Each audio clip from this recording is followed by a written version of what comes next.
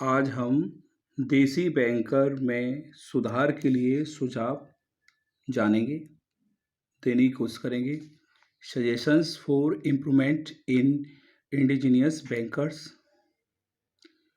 इसको ऐसा भी कह सकते हैं कि देसी बैंकरों के दोषों के निवारण हेतु सुझाव। Tips to remove the falls of indigenous banker. देखते हैं हम क्या सुझाव दे सकते हैं। पहला, अन्य व्यावसायिक कार्यों का त्याग।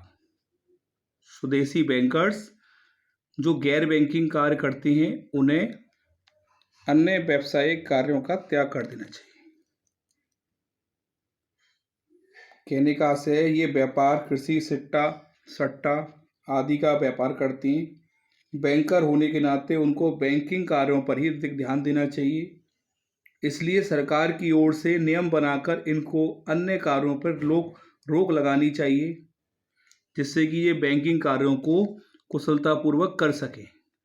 दूसरा है ब्याज की दर में कमी करना। ब्याज की दर कमी, तो इनको ब्याज की दर कम करनी चाहिए तथा सरकारी बैंकों की ब्याज का अनुसरण करना चाहिए, उनके आसपास रखनी चाहिए। बैंक की ब्याज की दर कम होनी चाहिए क्योंकि इनकी ब्याज की दरें बहुत ऊंची होती हैं और कृषि और अन्य कार्यों के लिए जो ऋण प्राप्त कर रहे हैं, साख व्यवस्था कर रहे हैं, उनके लिए ये अन्यायपूर्ण है।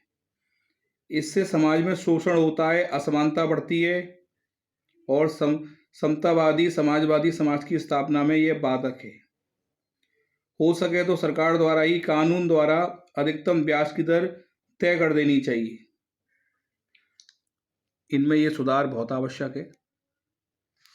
केवल उत्पादक ऋण देना, इन्हें उत्पादक कार्यों को ही ऋण देना चाहिए, उपभोग ऋणों को हतोत्साहित करना चाहिए। जैसा कि आप जानते हैं कि देसी बैंकर उत्पादक कार्यों के लिए बढ़ चढ़ कर ऋण देते हैं। इससे जहां उनके ऋणों के डूबने की संभावना बढ़ जाती है, वहीं दूसरी ओर साख का उचित उपयोग उत्पादन कार्यों के लिए हो सकेगा अगर ये उत्पादक कार्यों के लिए ऋण देंगे। अगला बिंदु है रिजर्व बैंक से संबंध। रिजर्व बैंक द्वारा इन्हें अपने नियंत्रण में ले लेना चाहिए व इनके लिए अलग से नियम बनाने चाहिए। बिल्कुल, अब तक ये बैंकर व्यावसायिक रूप से रिजर्व बैंक के नियंत्रण से मुक्त रहे हैं। रिजर्व बैंक सारे नियम आधुनिक बैंकों पर तो लागू कर देता है, पर इनके लिए नियम नहीं बनाता है। बनाए भी हैं तो ये उन नियमों से बच जाते हैं और इन्हें मनमानी करने का मौका मिला हुआ है। दूसरी ओर रिजर्व बैंक के द्वारा दी गई सभी सुविधाओं से ये वंचित रहते हैं। अतः इस संबंध में रिजर्व बैंक को नियम बनाकर इनको नियंत्रण में लेना चाहिए ताकि इनकी कार्यप्रणाली में सुधार हो सके।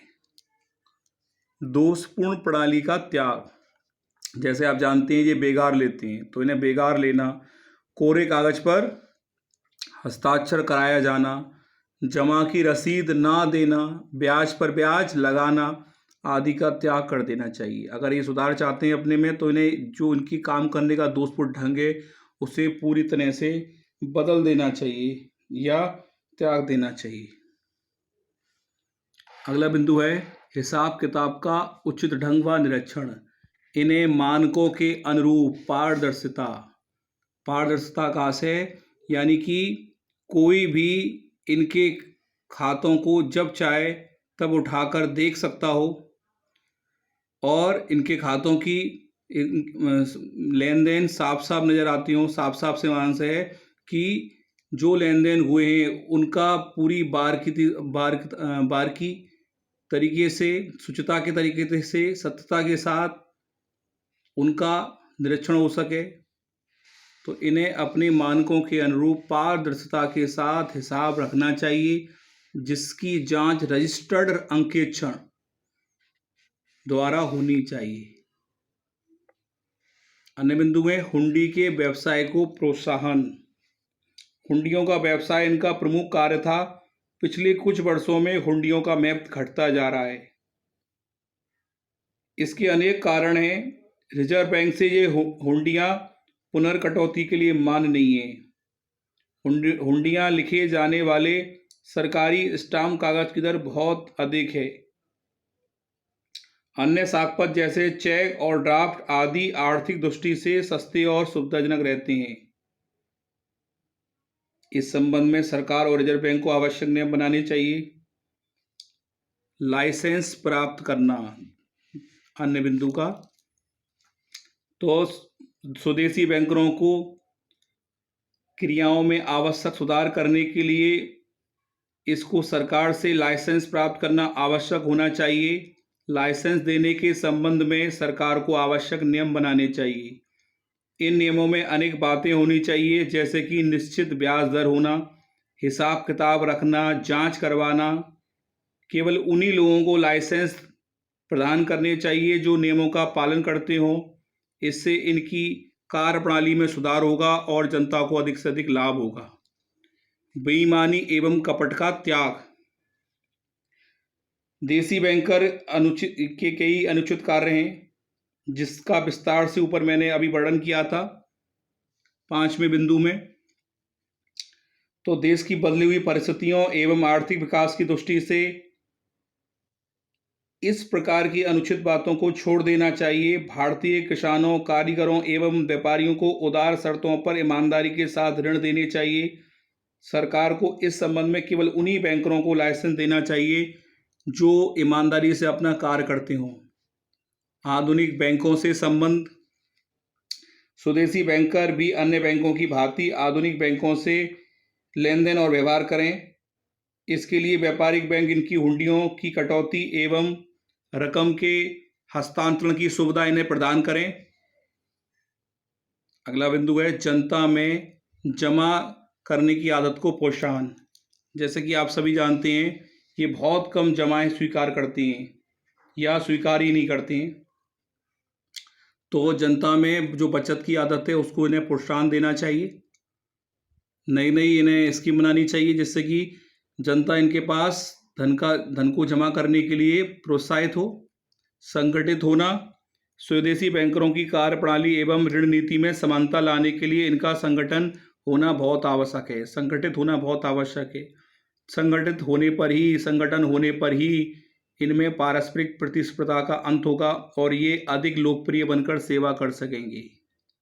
जैसा आप जानते हैं, ये परंपरागत आधार पर काम करते हैं। इनकी पुरानी पद्धतियां हैं, उन्हीं को ये चलाते रहते हैं। जबकि वर्तमान समाज में नई नई पद्धतियों का विकास हो चुका है। बैंकिंग प्रणाली में भी नए तरीके इजाद हो चुके हैं। तो इन्हें नए तरीके से ही आधुनिक आधार पर ही अपने कार्य को करना चाहिए। धन हस्तांतरण की सुविधाएं। रिजर्व बैंक और स्टेट बैंक देसी बैंकरों को धन हस्तांतरण की सुविधा प्रदान करें। ऐसी या इस दिशा में रिजर्व बैंक को इनके लिए कदम उठाने चाहिए। प्रतिनिधि के रूप में कार्य। गांवों में जहां बैंकों की शाखाएं नहीं है, देसी बैंकरों को उनके प्रतिनिधि के रूप में कार्य करना चाहिए। इसके लिए सरकार को और रिजर्व बैंक को आवश्यक नियम कानून बनाने चाहिए। इस प्रकार आज हमने देसी बैंकरों में सुधार के लिए सुझावों के बारे में जाना, जिसमें कि प्रमुख थे कि व्यावसायिक कार्यों का अन्य व्यावसायिक जो कार्य करते हैं उनका त्याग करना चाहिए, ब्याज की दर कम होनी चाहिए, केवल उत्पादक कार्यों के लिए ऋण देना चाहिए, रिजर्व बैंक से इनका संबंध होना चाहिए, रिजर्व बैंक को इनके लिए नियम बनाने चाहिए और दोषपूर्ण प्रणाली का त्याग करना चाहिए इन्हें, जो ये बिना रसीद के ही जमा करा प्राप्त कर लेते हैं, इस तरह के ये और कार्य करते हैं, कोरे कागज पर हस्ताक्षर आदि, उनका त्याग करना चाहिए। हिसाब किताब का उचित ढंग और निरीक्षण होना चाहिए अंकेक्षणों के द्वारा। इसके अलावा हुंडियों के व्यवसाय को प्रोत्साहन देना, लाइसेंस प्राप्त करना, बेईमानी कपट का त्याग करना, आधुनिक बैंकों से इनका संबंध होना, जनता में जमा की आदत को प्रोत्साहित करना और इनका संगठन होना चाहिए। नवीन आधुनिक आधार पर इन्हें काम करना चाहिए। धन हस्तांतरण की सुविधाएं ये ग्राहक को तभी प्रदान कर सकते हैं जब स्टेट बैंक और रिजर्व बैंक इनकी सहायता करें और इन्हें जहां पर बैंकों की शाखाएं नहीं है वहां एजेंट के रूप में भी कार्य करने चाहिए। आप सब्सक्राइब कर लें जिससे कि आपको जो नए मैं लेसन्स तैयार करूँ वो मिलते रहें, तो आप इसको चैनल को सब्सक्राइब कर लीजिए। Thank you.